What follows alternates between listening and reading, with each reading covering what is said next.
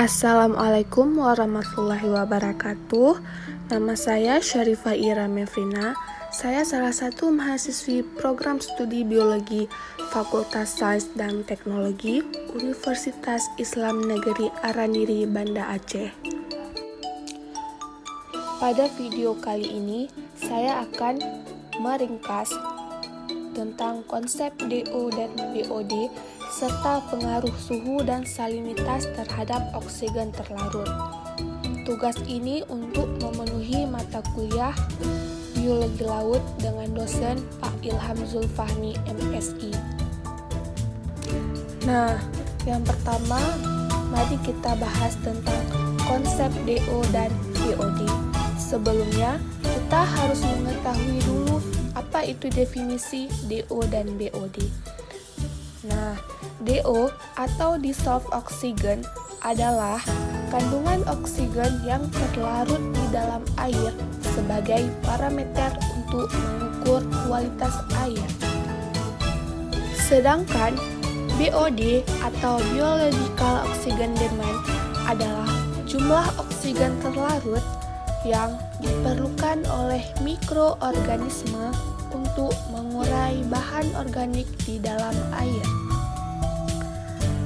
Adapun peran dan pengaruh DO dan BOD di dalam air yaitu jika nilai DO pada air semakin tinggi, maka kualitas air akan semakin baik. Dan pada umumnya, pada suhu 20 derajat Celcius, tingkat DO maksimal adalah 9 ppm atau setara dengan miligram per liter. Selanjutnya, ada alat ukur untuk DO dan BOD. Alat ukur untuk DO dan BOD itu sendiri ada alat ukur yang khusus digunakan. Seperti pada BOD menggunakan metode circling, yaitu menggunakan alat BOD meter.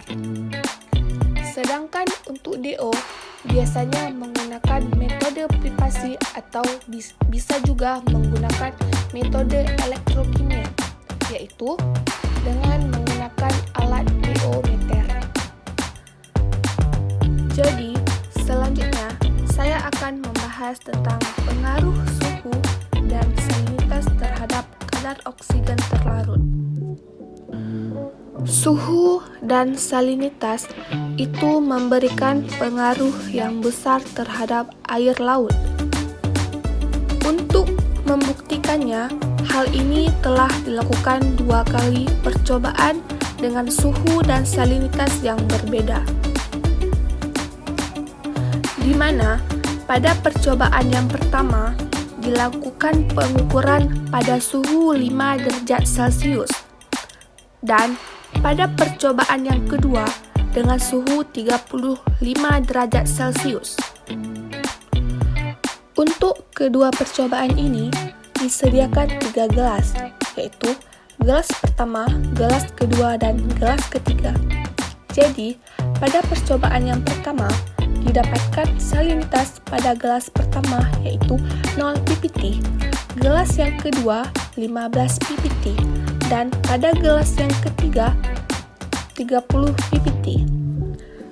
Serta oksigen terlarut yang didapatkan ppm gelas yang pertama yaitu 12,4 ppm dan pada gelas yang kedua 11,2 ppm dan gelas yang ketiga yaitu 10,5 ppm. Lalu pada percobaan kedua pengukuran dengan suhu 35 derajat Celcius didapatkan salinitas pada gelas yang pertama yaitu 0 ppt, pada gelas kedua 15 ppt, dan pada gelas ketiga 30 ppt. Dan oksigen terlarut didapatkan sebanyak gelas yang pertama yaitu 6,2 ppm, pada gelas yang kedua yaitu 5,7 ppm, dan pada gelas yang ketiga yaitu 5,0 ppm. Jadi, Dari kedua percobaan yang telah dilakukan tadi, bisa kita simpulkan bahwa semakin tinggi salinitas dan suhu, maka oksigen terlarut akan semakin rendah. Namun, pada salinitas yang sama dengan suhu yang lebih tinggi akan menghasilkan oksigen terlarut yang lebih rendah. Cukup sekian video ringkasan dari saya.